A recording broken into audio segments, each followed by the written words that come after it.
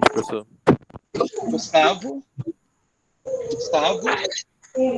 Gustavo presente, professor. Igor. Igor. Não, Igor não. Isabelle. Isabelle. Isaí. Presente, professor. Jennifer. Presente, professor. O nome dela é Jennifer. José Pinheiro. Presente, professor. Júlio César. Presente, professor. Carlane. Carlane. Eu, presente.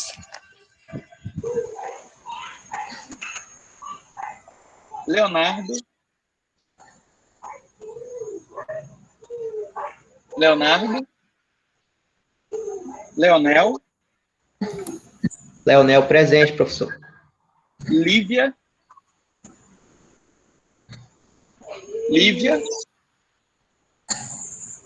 Lorena. Presente. Lorena. Presente. Luca Ferrari, tá aí. Lucas Adriano. Lucas Adriano. Lucas Rodrigo. Presente. Luiz Felipe. Presente, professor. Matheus. Presente. Maurílio. Maurílio. Presente. Tá aí. Milena. Presente. Natana. Presente. Natiele. Presente. Renata. Presente, professor. Sander. Sander Kelvin. Simi. Presente, professor.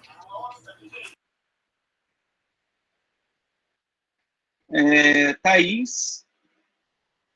Thaís Camilo? Thaís Botelho. Isso. Presente. Thalita. Presente, professor. Engraçado, digitar o nome da Thalita com ponto final. Estava vendo se era minha tela que está suja. Tiago. Tiago de Almeida. Presente. Valéria. Presente. Vinícius. Presente. Zilza. Presente, professor. Érica. Érica Gleica. Não? Érica Gleica. Érica está presente, eu acho que ela está tentando ligar o microfone. Presente. Bem. Seguinte, vocês viram aí que tem uma tarefinha, né, criada para vocês, mas não é para fazer agora, tá? Assim, alguém me mandou mensagem, tipo, professor, não estou conseguindo acessar. Aí eu digo, calma, minha filha, calma. Calma que a hora de fazer a tarefa vai chegar. E não é agora ainda, beleza? Até o final da aula eu falo sobre essa tarefinha. Eu sei que vocês ficam assim, doidos para fazer a tarefa, porque primeira tarefa que eu passo, né? A gente fica ansioso, doido para fazer um trabalho, de repente um artigo científico. Eu sei que a esperança de vocês é abrir a tarefa e descobrir que é para fazer um artigo científico até segunda-feira. Eu sei que vocês querem isso, mas calma. Oi, Lívia.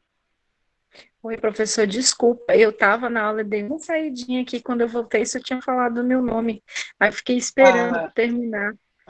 Meu Deus. Não tem problema não, Lívia. A gente já conserta isso, tá?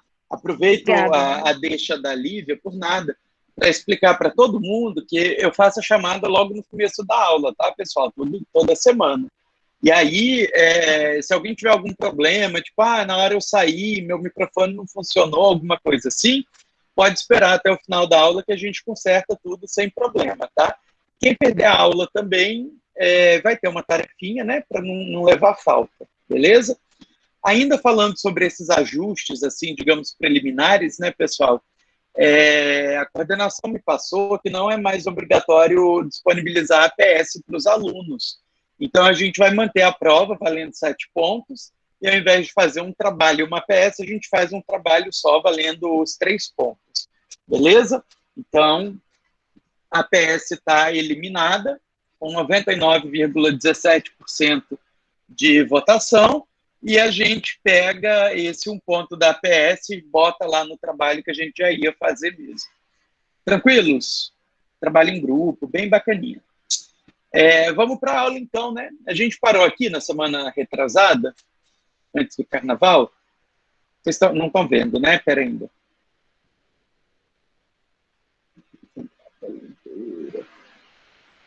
A gente bateu uma fome, assim, num horário miserável. Poxa vida, olha, eu comecei a fazer chamada, comecei a sentir assim.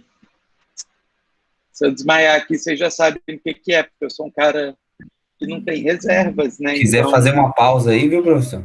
é difícil. Porra, fazer a pausa, a Boa. gente nem começou ainda, meu filho. Você já tá querendo uma pausa? Também tô com Eu fome. queria, mas não posso. Pois é, Natan. Vocês podem só desligar o microfone e comer, né? Eu não vou poder, não. Eu tenho que me aguentar aqui mais uns 40, 50 minutinhos. Foi aqui que a gente parou, não foi?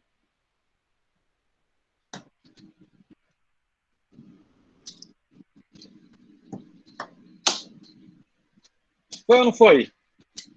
Ninguém lembra, né? Foi antes do carnaval. Foi, professor. Foi. Foi, né? Oh, maravilha, Zilza. Muito obrigado por compartilhar comigo dessa responsabilidade. Então, A sua a gente internet seguindo tá aí. horrível, hein? A minha? Acho que é a minha, não sei se é porque choveu, tá horrível aqui. Menina, eu te ouço super bem. Tava vendo altos vídeos aqui. Não diz que é a minha internet, não, pelo amor de Deus. Não, é a minha pessoa, desculpa aí. Valeu. Ah, tá bom, então, falou. Então, a gente segue aqui falando um pouquinho sobre alguns princípios da jurisdição, né? O primeiro deles é o princípio do juízo natural, que é um princípio de suma importância, porque ele que vai garantir, basicamente, que a gente tenha um julgamento que não é sob encomenda, né? É um julgamento que evita aquilo que a gente chama de juízos ad hoc. Estou mandando aí para vocês no chat como é que escreve, né? Juízo ad hoc, que é aquele juízo que é encomendado mesmo, né? Que é escolhido, que é eleito para o caso concreto. A gente pode dizer que o juízo de exceção, né, que é um dos componentes do juízo natural, é aquele juízo feito sob encomenda, né? Então, primeiro o conflito é posto sob julgamento e depois é escolhido quem faz o julgamento disso, né? E aqui no Brasil, evidentemente, a gente não pode admitir uma situação dessas. Então, quem pode ler para mim o artigo 5º, inciso 37, e depois já pode ler também, emendando o inciso 53 da Constituição.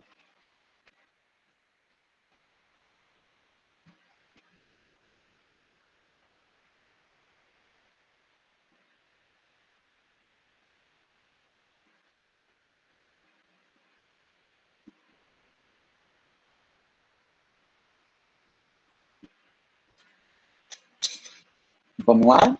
Quem achou?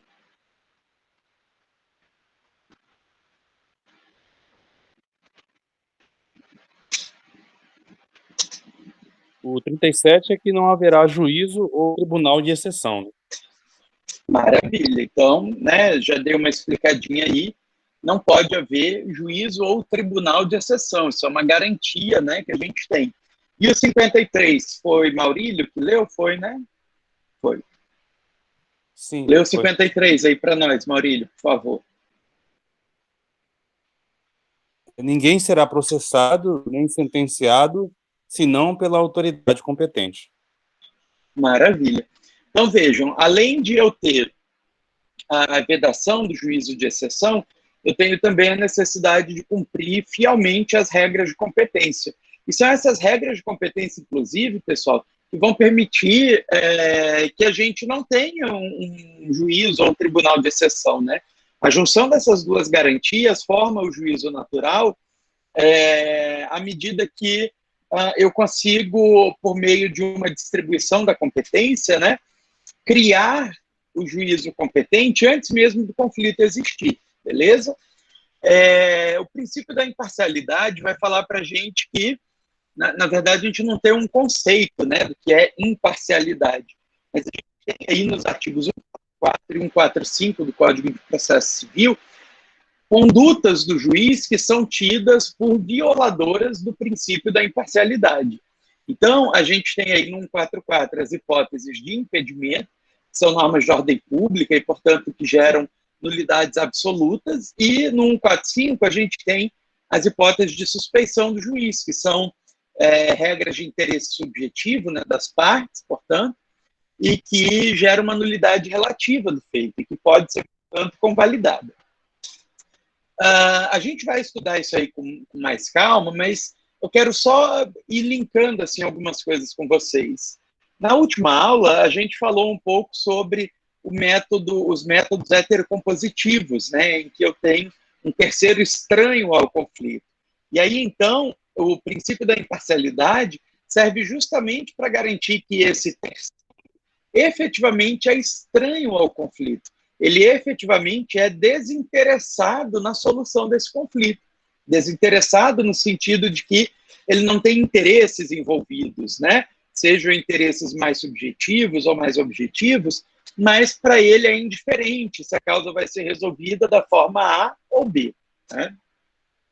Temos aí o princípio da improrrogabilidade, que vai dizer para a gente basicamente que se eu tenho uma distribuição de competência determinada por lei, eu não posso ampliar essa competência no caso concreto, né? Eu não posso permitir que um juiz aumente a sua competência para determinados casos, e essa é a regra, né?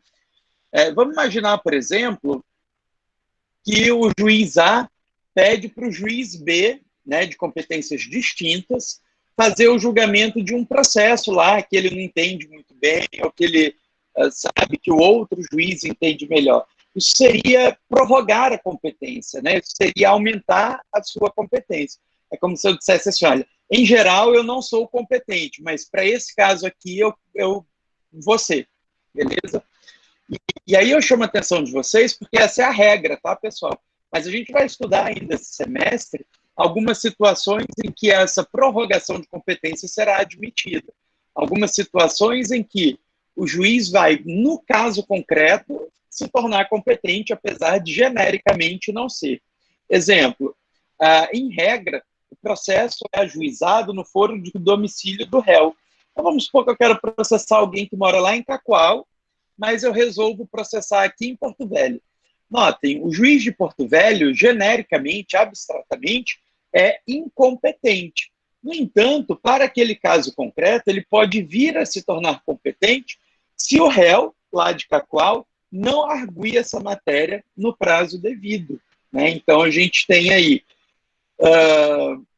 um aumento da competência só para aquele caso concreto. Não é que a lei foi alterada, né? Mas naquele caso concreto, em virtude da inércia do réu, ele vai se tornar competente, né? O juiz daqui de Porto Velho se torna competente.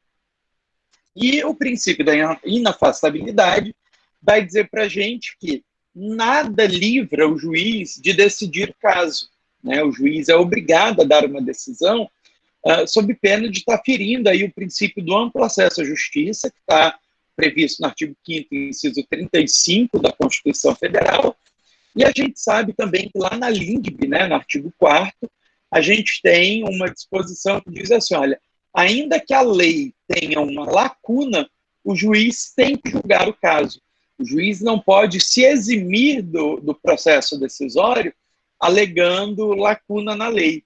Então, se a lei for lacunosa, se a lei for omissa, o juiz tem que aplicar os métodos de integração para que ele consiga julgar o caso concreto e não afastar da parte, né, o acesso à justiça. Alguma dúvida quanto a esse slide?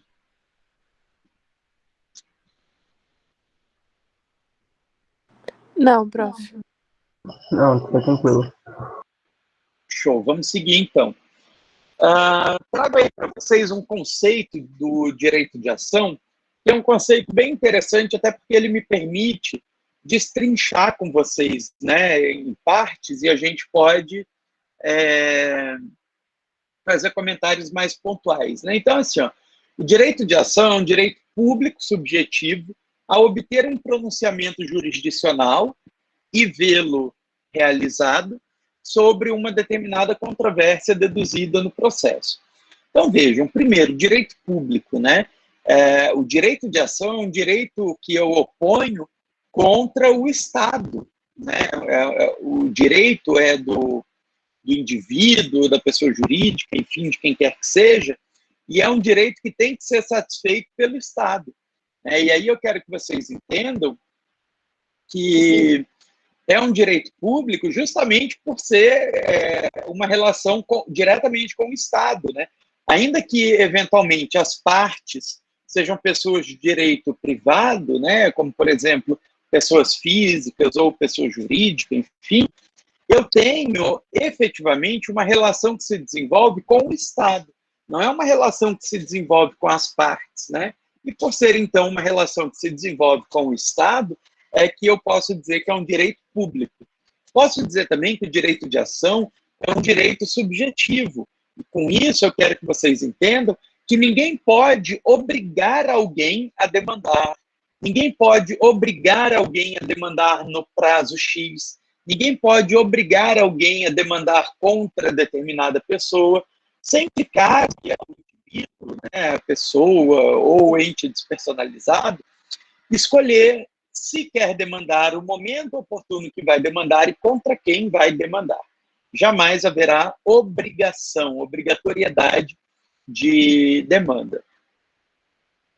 É um direito público subjetivo ao obter um pronunciamento jurisdicional, né? E aí lá atrás a gente comentava que jurisdição vem do latim, né, que significa dizer o direito.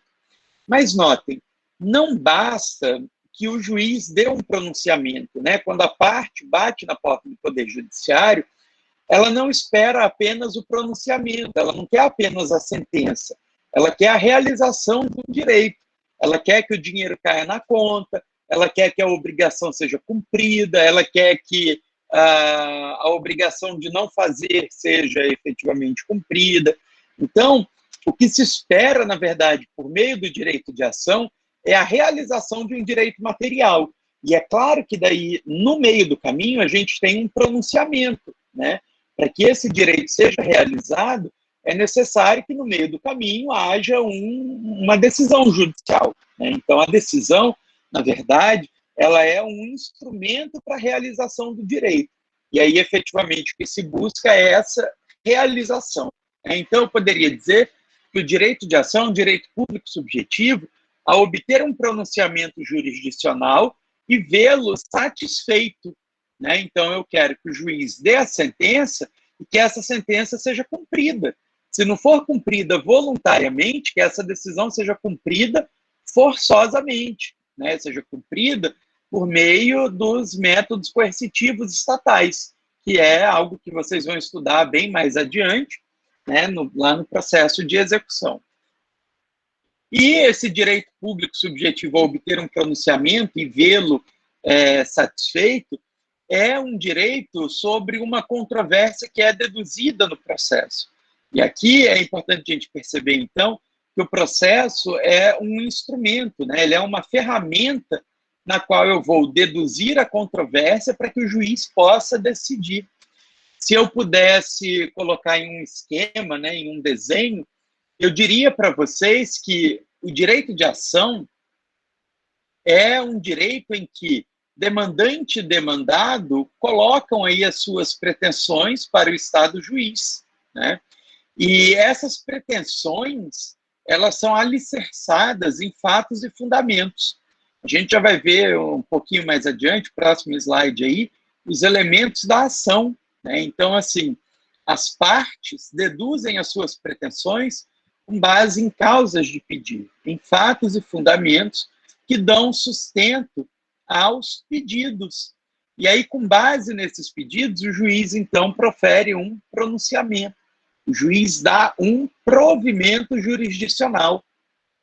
E é importante, desde logo, a gente chamar a atenção que esses pedidos vinculam a atividade jurisdicional, né? Então, pelo princípio da congruência ou da correlação, para cada pedido deve haver um pronunciamento de igual quantidade e de igual natureza, né? Então, o princípio da congruência, da correlação, do dispositivo, vai dizer para a gente que o pronunciamento jurisdicional não pode discrepar daquilo que foi pedido. Se eu peço dano moral, o juiz não pode me dar dano material. Se eu peço dano moral de 5 mil, o juiz não pode me dar 10. Agora, é claro que se eu peço 5, o juiz pode me dar 2, porque ele entendeu que 5 era demais, né? Beleza, ele só não pode deixar de se manifestar. Por exemplo, eu pedi dano material e dano moral, e o juiz só apreciar o dano moral e não falar nada sobre o material. Aí está errado, né? Porque quando o juiz deixa de se pronunciar, ele está ferindo o princípio da inafastabilidade jurisdicional, né? Então, veja, se o juiz deixa de se pronunciar quanto a um pedido, ele está ferindo a minha garantia do artigo 5º, inciso 35 da Constituição Federal. Tudo bem até aqui? Sim, não, talvez. Beleza pura. Seguindo aí para o nosso próximo slide, a gente tem a temática dos elementos da ação, né? E esses elementos da ação, eles são assim, de bastante importância para que a gente consiga compreender mais adiante determinados fenômenos, como é o caso da conexão, da continência, né? Quem pode ler aí para mim o artigo 319 do Código de Processo Civil?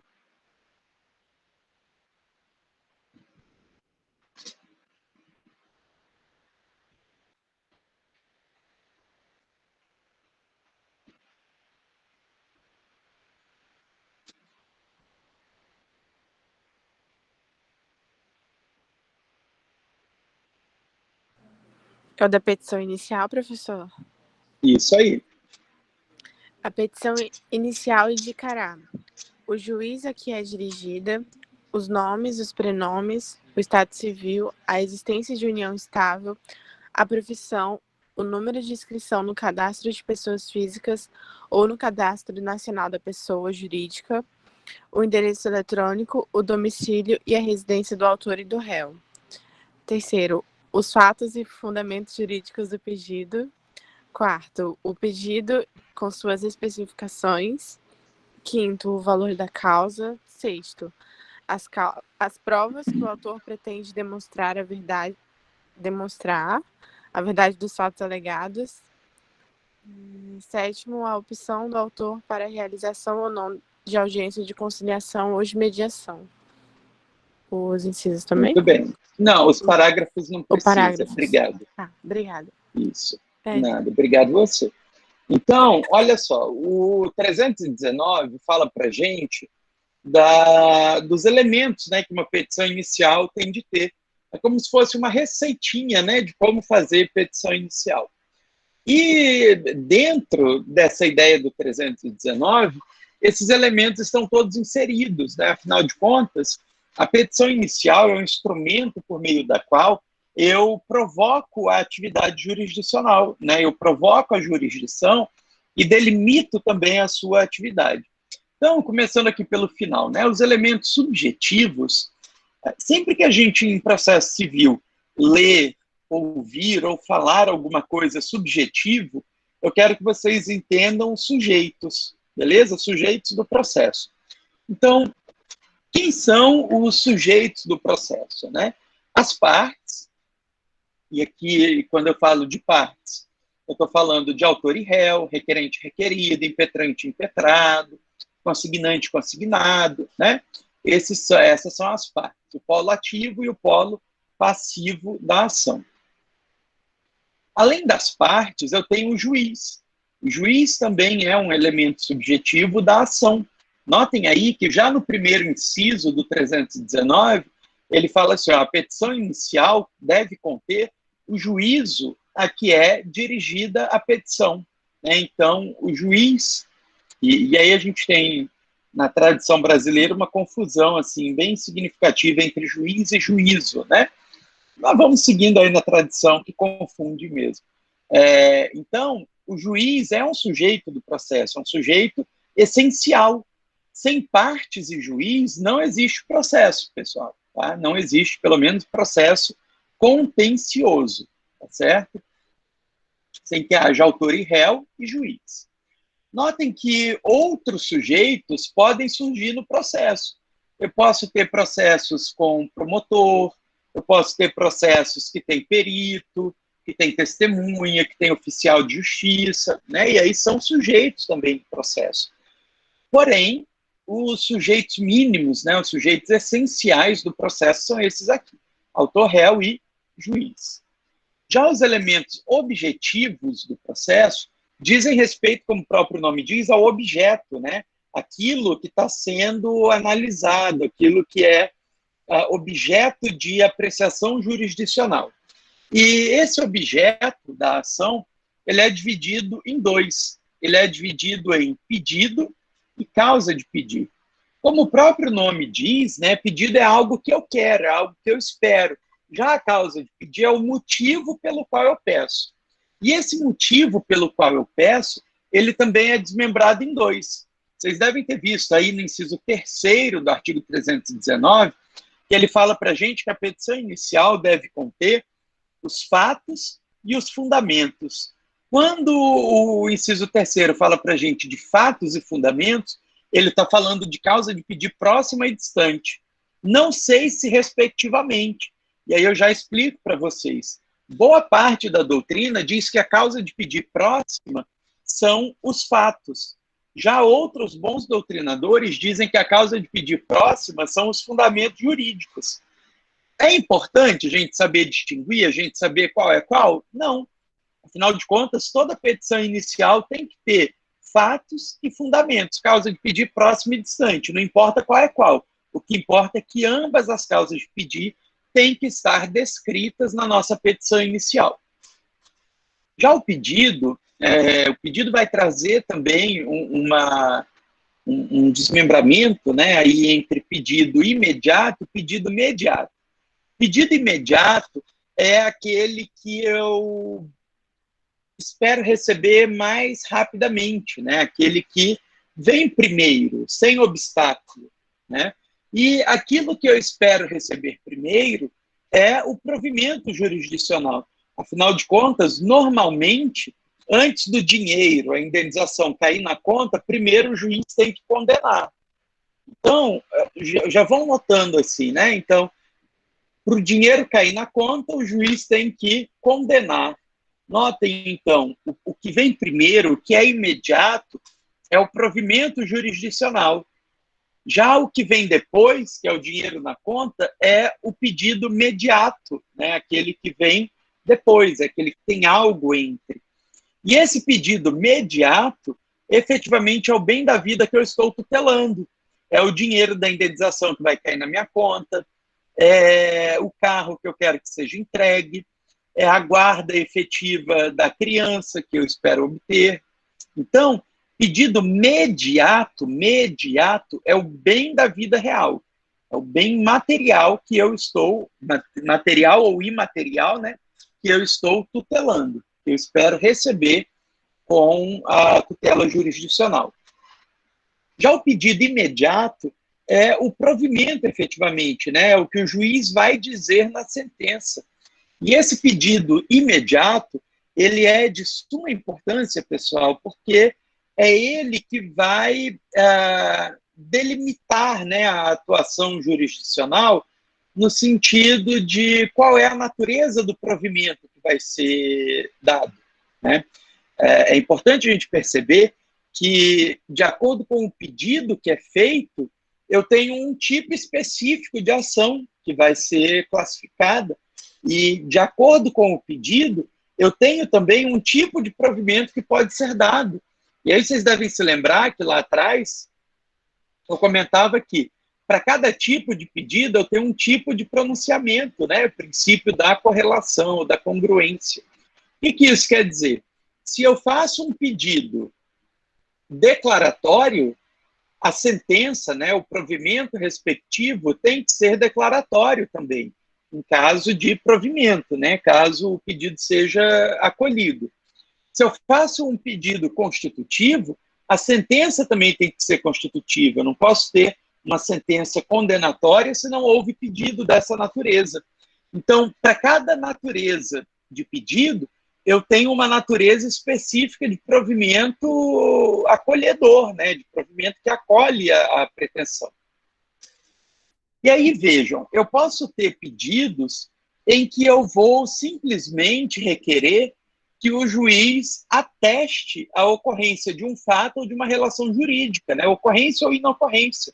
O exemplo mais tradicional que eu posso dar para vocês é a famosa ação declaratória de união estável, né, de ocorrência de união estável. Veja, o juiz simplesmente está declarando, ele está simplesmente atestando algo que já ocorreu, algo que já ocorre, talvez, né, não precisa ter acabado, mas algo que efetivamente ocorre. É como se o juiz colhesse provas e, por meio da sua sentença, ele desse uma certidão, né, de união estável para aquele casal. Então, vejam, né, e aí é até importante anotar se vocês quiserem, os pedidos declaratórios objetivam simplesmente um atestado de ocorrência ou inocorrência de fatos ou de relações jurídicas. Buscam o simples atestado de ocorrência ou inocorrência de fatos ou relações jurídicas. Outro exemplo que eu posso dar para vocês, ação declaratória de inexistência de débito, né? O Luiz Felipe foi lá na SPC, viu que está com o nome todo sujo, mas não deve nada.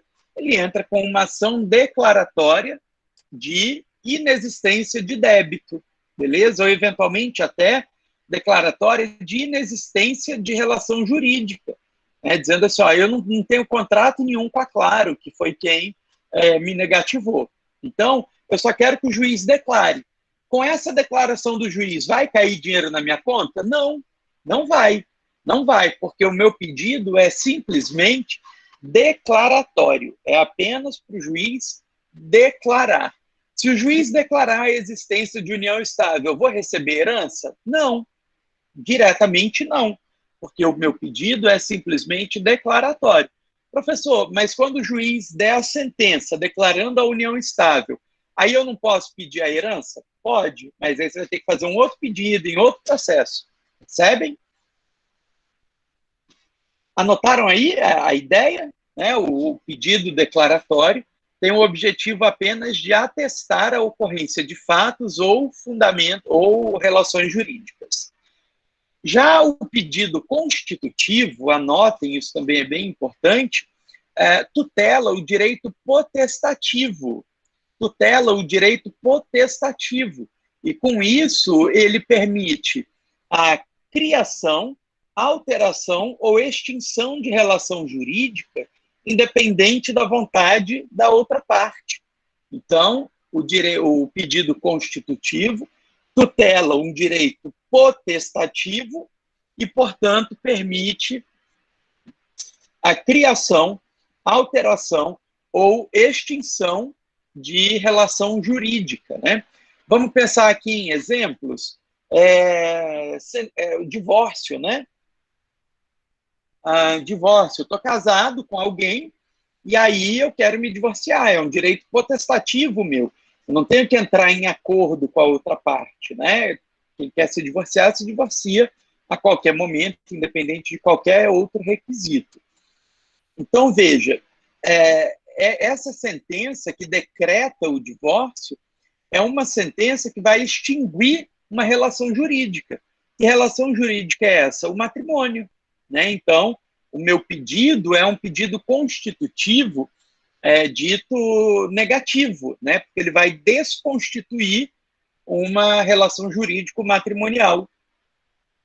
Posso ter pedidos constitutivos positivos? Também posso.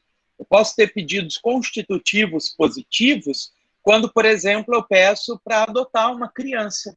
A sentença que concede a adoção é uma sentença constitutiva positiva, porque ela estabelece uma relação jurídica de paternidade com relação àquela criança. Beleza? Então, pedido constitutivo tutela o direito potestativo e permite, portanto, constituir, alterar ou extinguir relação jurídica, independente da vontade da outra parte. Beleza? Por fim, o pedido condenatório tutela o direito obrigacional.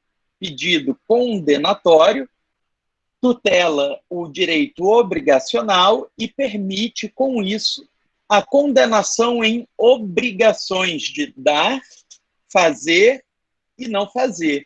Obrigações de dar, fazer e não fazer.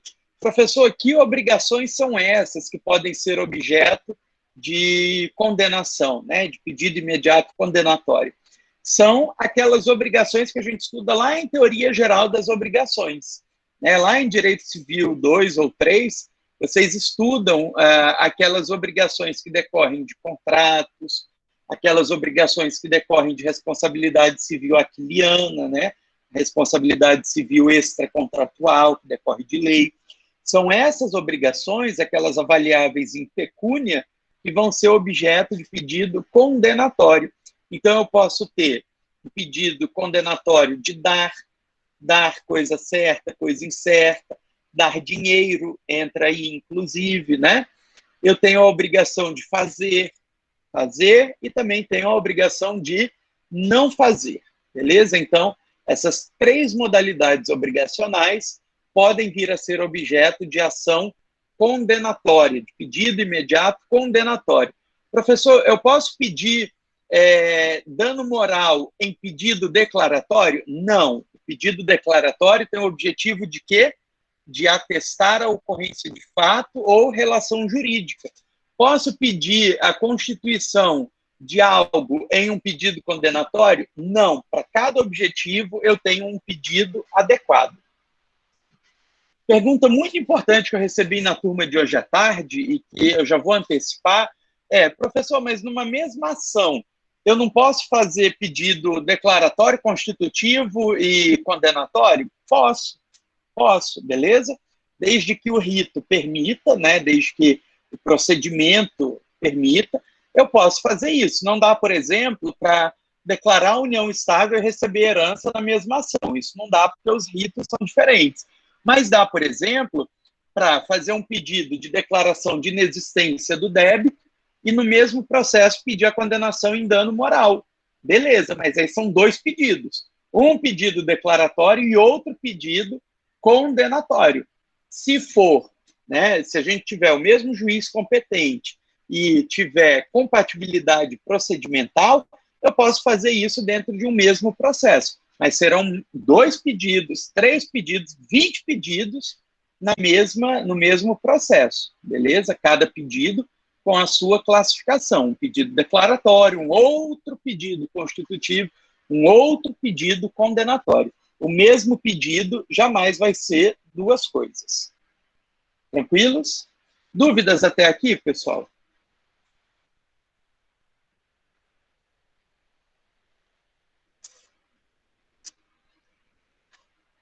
Dúvidas? Alô, alô? Não? Dúvidas, contribuições, exemplos? Nada? Maravilha, então. Olha só. De conteúdo a gente para por aqui. Acabei dando uma corridinha, acho que foi a fome. Mas a gente chegou até onde eu queria, até onde eu cheguei com as outras turmas. E eu quero explicar para vocês uma coisa. A tarefinha que está disponível lá no Blue para vocês, não está disponível ainda para vocês olharem. Ela vai entrar agora às 9 horas, né? Daqui a 1 minuto e meio, mais ou menos. É uma tarefinha que serve para 2 coisas. Serve para validar a presença de quem faltou, né? Então, sempre que você faltar, você vai ter a possibilidade de fazer uma tarefinha lá no Blue e, com isso, não levar a falta. Ou, como é o caso da tarefinha de hoje, ela também vai contar como estrelinha. E aí vocês não foram meus alunos ainda, mas essas estrelinhas são umas tarefinhas simples que eu passo, mas que permitem a gente ou aprofundar um conteúdo, ou fixar um conteúdo visto em sala, ou até mesmo ampliar os conteúdos, né? Às vezes eu vejo assim um conteúdo que não é necessário eu estar com vocês. Vocês podem simplesmente ir lá e fazer uma pesquisinha e vão entender tranquilamente, depois tiram dúvidas comigo se for preciso. Vale ponto essas estrelinhas? Não vale ponto, tá certo? As estrelinhas não valem ponto. Porém, se lá no final do semestre você tiver precisando de 3 décimos, 4 décimos na prova, na nota da N2, para não ir para o exame, eu vou avaliar. Se você fez todas as estrelinhas, eu dou até meio ponto na N2. Não é meio ponto no semestre, é meio ponto na N2. Beleza? E aí vocês vão fazendo, mas assim, não façam com o objetivo de ganhar esse meio ponto depois.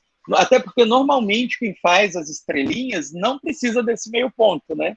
Porque são pessoas que estudam, que fazem tarefinha, enfim, fazem as leituras, né? Então, normalmente não precisa. Mas vai que, né, minha gente? Nunca se sabe.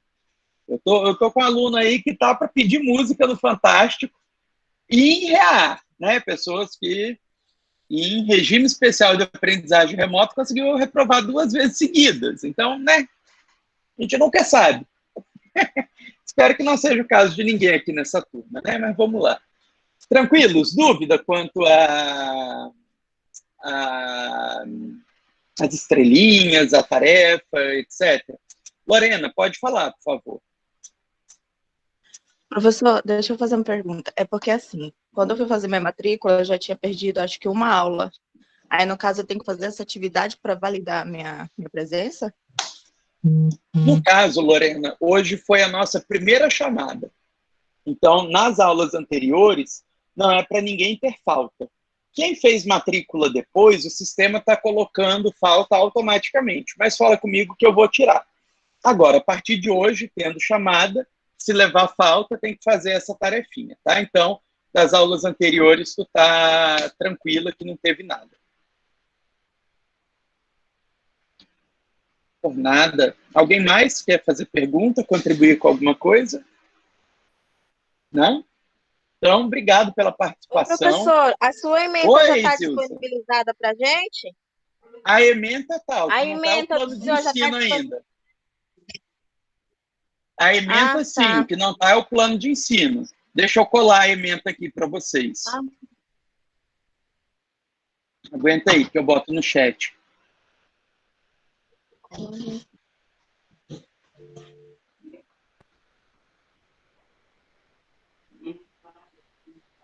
É porque eu gosto de rever o conteúdo antes da aula, para já chegar meio por dentro do assunto.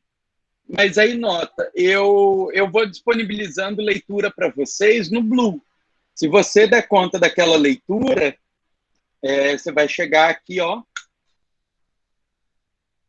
supimpa. E não foi tudo. Peraí, deixa eu ver. Valor da causa.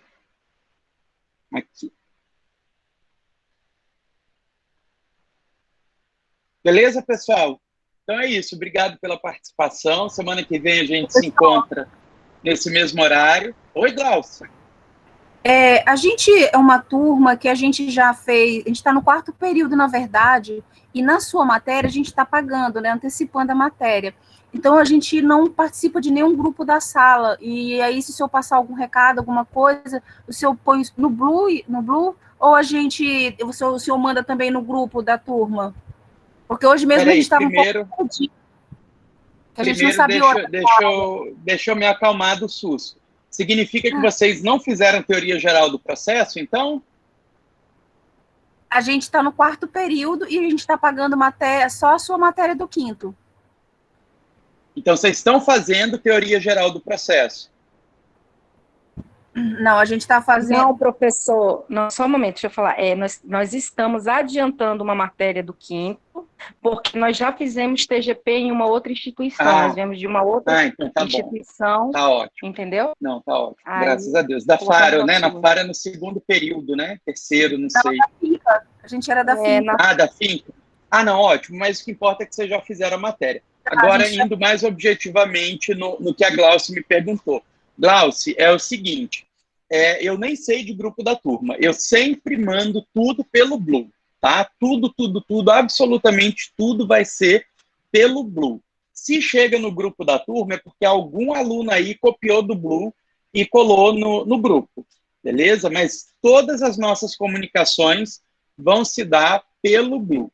Agora, só toma cuidado, Glaucio, de que assim, por exemplo, nas 2 primeiras aulas eu botei aviso com o link da aula, certo?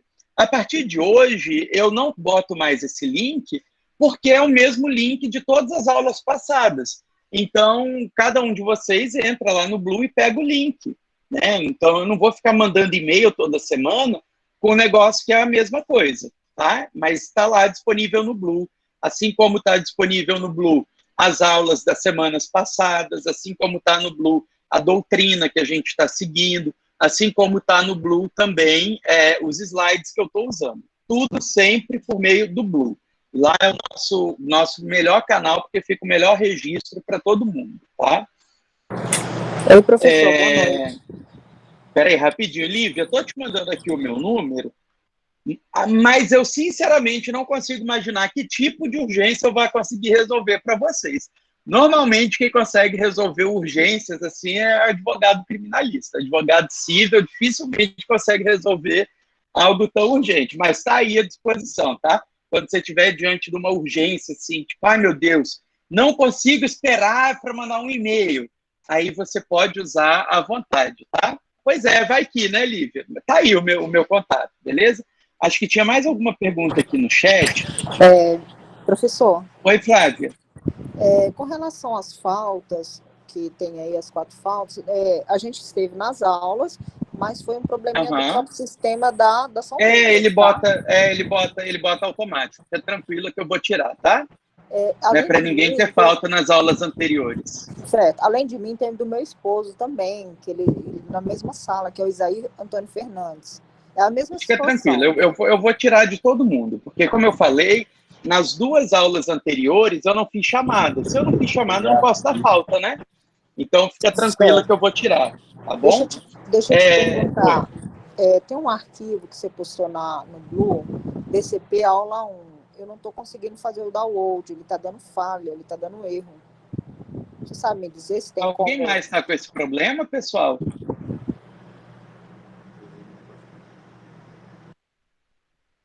Porque assim, Flávia, para mim parece que está tudo bem, entendeu? Aí eu queria saber, tipo, qual é a falha que aparece, o que é.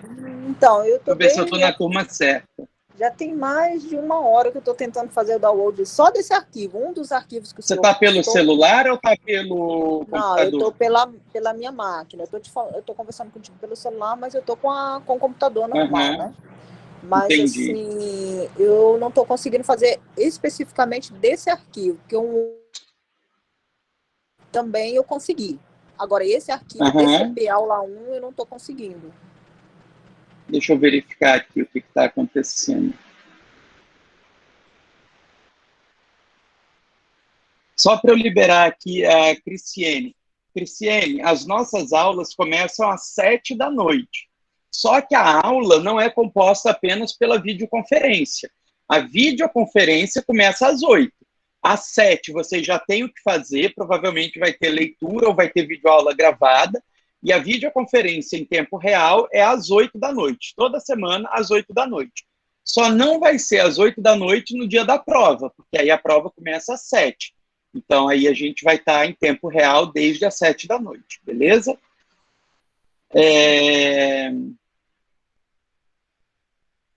Parece que não está abrindo para ninguém, né?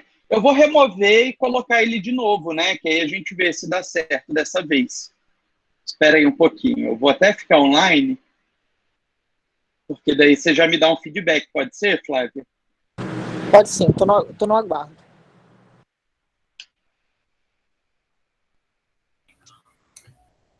E professor, o senhor fez chamada?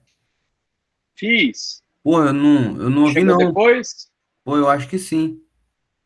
Eu cheguei um pouquinho depois também, professor. E professor, eu também Tô aqui hora sentado que eu esperando de me entrei. chamar aí na chamada, pô. Levei mó susto Eita, agora. misericórdia. Eita, misericórdia. Fiquei doido agora. Eu Calma, entrei e vou, tava vou nos resolver últimos um por um. último negócio da chamada. Tá, Eu fiquei vamos esperando. resolver. Deixa eu tentar resolver logo aqui a questão do arquivo. São os slides, né?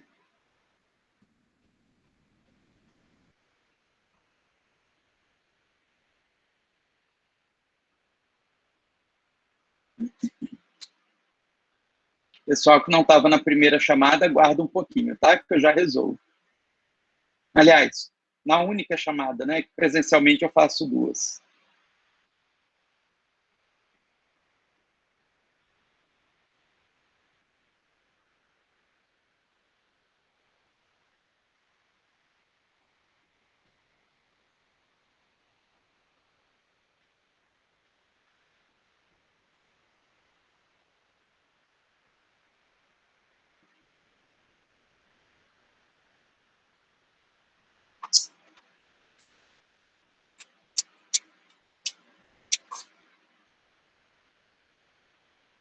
Aguenta aí, tá, pessoal? Ninguém sai. Quer dizer, quem precisa resolver problema fica, né? Os demais podem sair.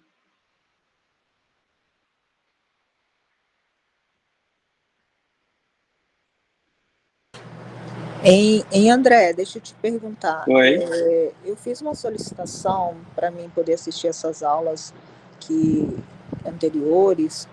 Eu não sei se você está aprovando, como que é que tá, o que você está fazendo. Essas Deixa eu entender. gravações. As Por que gravações você das fez, aulas. você fez solicitação para... Para assistir as aulas gravadas. Mas não precisa, é só entrar no Blue. Elas estão lá. Mas algumas aulas a gente tem que solicitar, sim. Alguns professores a gente não estava conseguindo. Ah, não é o meu caso. Eu não sei nem por que tem professor que não está disponibilizando, porque é item obrigatório do nosso módulo, né? Então, não sei te dizer, mas as minhas já estão disponíveis. Inclusive, a de hoje, daqui a pouquinho, já vai estar também. Tá? Você tem entrado, Flávia, pelo... Ah, sim, eu estou vendo aqui. Lugar... Eu estou vendo aqui, a sua está disponível, sim. Porque, assim, André, a maioria dos professores, a gente, todos, não só eu, mas todos, a maioria do pessoal, pelo menos da sala, não estava conseguindo assistir às aulas, entendeu? Porque não sei te explicar o motivo que eles não estavam conseguindo disponibilizar. A gente tinha que solicitar, solicitar para que fosse liberada essas aulas, entendeu? Aí o professor ia lá, ele ia aceitar e liberava para que a gente pudesse assistir a gravação. Não sei te informar, porque eu também não entendo, mas eles não disponibilizavam o arquivo do jeito que o senhor disponibilizou aqui para nós. Eu estou vendo que está em MP4, está tudo ok, tá? Isso, as minhas ficam, tá? Alguns professores falavam que não conseguiam mandar o arquivo, que tentavam e acabavam que não conseguiam. E a gente ficava, às vezes, sem conseguir reassistir as aulas, né? Que é até bom para a gente estudar, professor. Não, mas assim, eu realmente não sei qual é esse tipo de problema. Não sei, talvez o professor bota o link, né, do Drive. Eu baixo a aula e faço um novo upload no Bloom. Enfim, então, eu sugiro é o que eu posso falar por mim. Orienta os colegas a fazer o mesmo procedimento.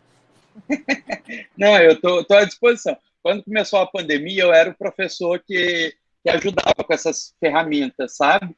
Mas, ultimamente, acho que está todo mundo se virando bem, ninguém nunca mais me pediu ajuda para nada. Mas eu estou